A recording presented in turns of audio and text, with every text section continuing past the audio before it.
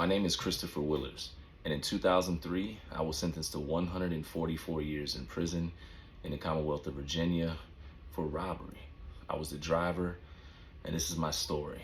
Matter of fact, it's not just my story. Here, I'll be telling the story of others, situations I've seen along the way, horrors, tragedies, deaths, and more. Loss of life over measly 32 cents, and everything else that followed that caused me to have PTSD, anxiety, and at times nightmares to this day. So let's go. Today's story, the first one that I'll be telling on this channel as I get into it, in hopes that I educate and inform more than I entertain, is the story of Rambo. A good friend of mine, somebody that I often would walk the yard with. And at this time, during my prison bid, I was on Greensville Correctional Center, and it was called the City. It was hard to find individuals that you could click with in a place like that because gangbanging was deep. Everybody was after everybody. You didn't know who was a snake. So when you found somebody that you could call brother, you rock with them, you bid with them, walk the yard with them, you do your time together, you get through that. That's what I did. That was my brother. And we worked in the kitchen, and we would make our moves here and there, convince whatever CO we could or kitchen staff to bring something in. You know how it goes. I remember there was a fork in the road though when it came to our sentence this day, when I had to go left and he had to go right. Because the reality of the situation was, and oftentimes when you get to bidding with somebody, you have to part ways. And this time it was for a good reason. He was on his way home. He was down to about 90 days, and that meant that he would be sent across the yard. We were on S3, but he would be getting sent to S1. S1 was where they had reentry.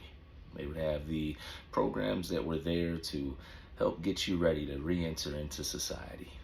I remember several times when we were in the kitchen prior to him getting transferred across the yard, because he knew the time was coming, him saying, "Bro, I don't want to go over there.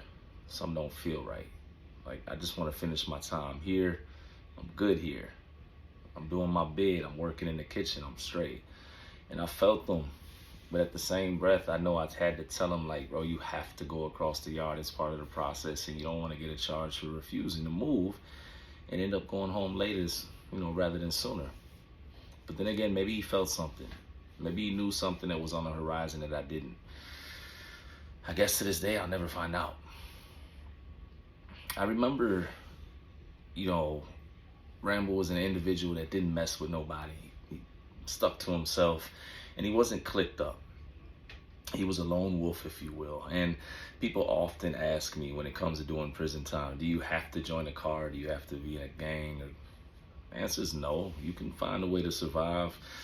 I don't know what the chances are depending on the state that you're in. But where we were at in Virginia, it's possible. And he was an individual that not only did he not join a gang or a car or a clique, he was just somebody that was, stubbornly on his own too. He made sure he had his respect in that place, but at the same time, he did give respect back. He wasn't a hothead. He was just direct and straightforward because he knew the type of individuals that were in there. After all, he was getting ready to go home, but he had been in there for a little while.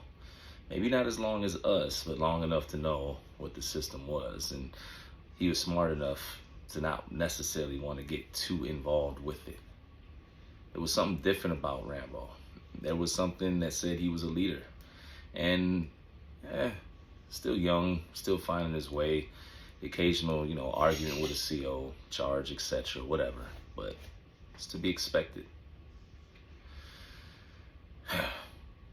It's my brother though, right? Even as I'm telling this story, I can, I'm just hear bro cracking laughs, because that was the type of dude he was. Cracking jokes, get the laughter up in the environment, even though we were in prison, get the time by.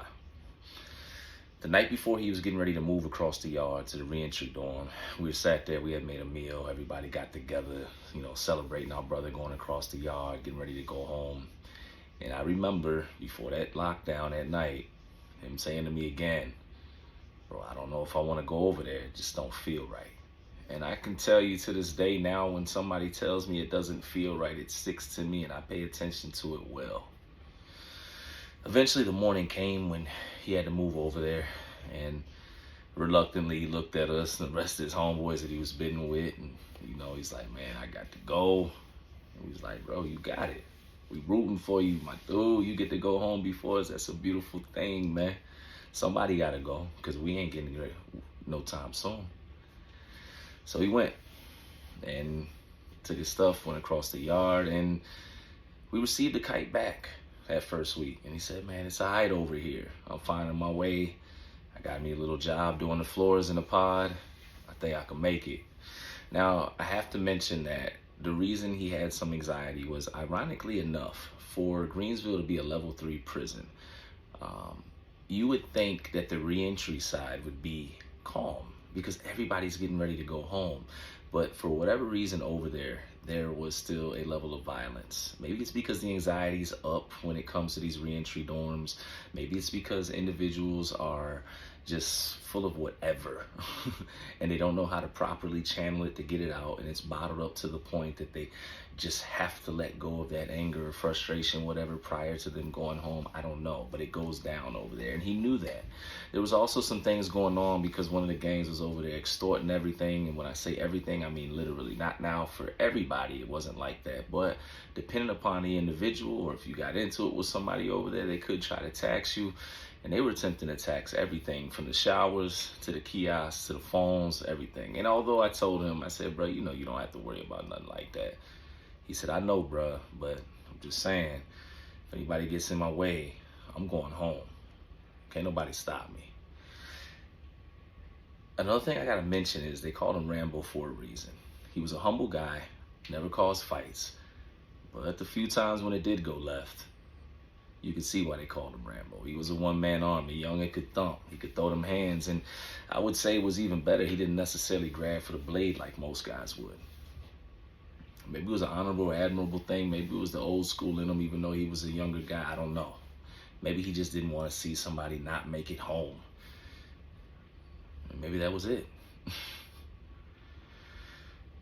So he's over there on this yard. He's got this job. He's moved over into the reentry dorm, and he's doing the floors. And anybody that's ever been to prison, some of these jobs, these pod workers, these guys that got these cleaning jobs in these dorms, man, they push it to the extreme. I remember seeing guys get upset because they were assigned to clean the showers and they couldn't clean the showers that night. Or guys that they would clean all day, every day, because this was part of how their, time would get passed, if you will.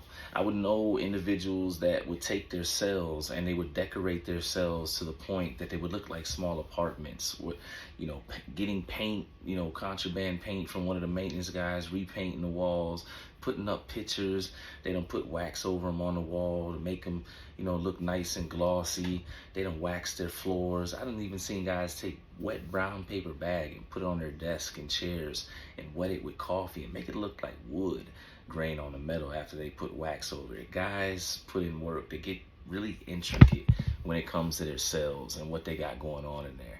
I've even seen individuals go as far as laying wax on the floor with playing cards and decorating their floor so it could look that unique. Why? Well, for some of them, they were never going home.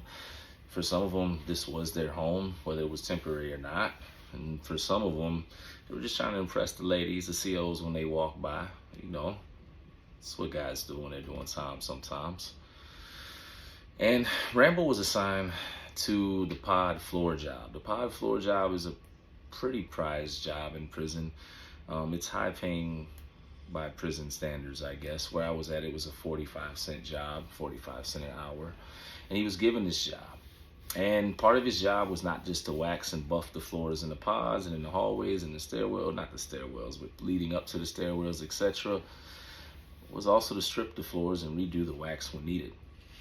It's one particular time, and not, unlike every other prison I've probably ever been into, maybe 90 days to 6 months, they strip the floors and re-wax everything.